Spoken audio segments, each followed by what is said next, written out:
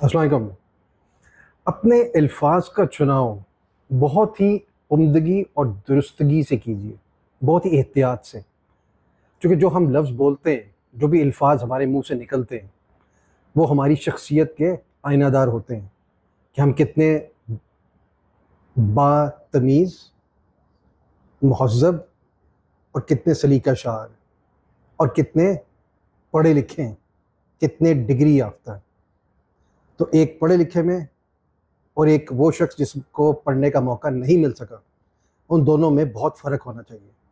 اور خاص طور پہ بچوں کے ساتھ جو ہمارا بیہیویئر اور الفاظ ہیں، وہ بچوں کے دماغ میں بھی اور بڑوں کے دماغ میں بھی جو بھی الفاظ ہم بولتے ہیں، بعض دفعہ ہم بہت ہی تلخ قسم کی الفاظ استعمال کرتے ہیں اور ہم یہ نہیں سوچتے کہ بچے میں یا بڑے میں وہ جو الفاظ ہیں ان کے دل و دماغ پہ وہ کتنے ریوربریٹ کریں گے، کتنا ایکو کریں گے، کتنی باز گشت کب تک ان کے دماغ میں ہوتی رہے گی۔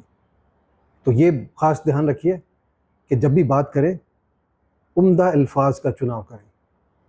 یہ شو کرتا ہے کہ ہم اور آپ کس درجے کے، کس طرح کے انسان۔ خیال رکھیے۔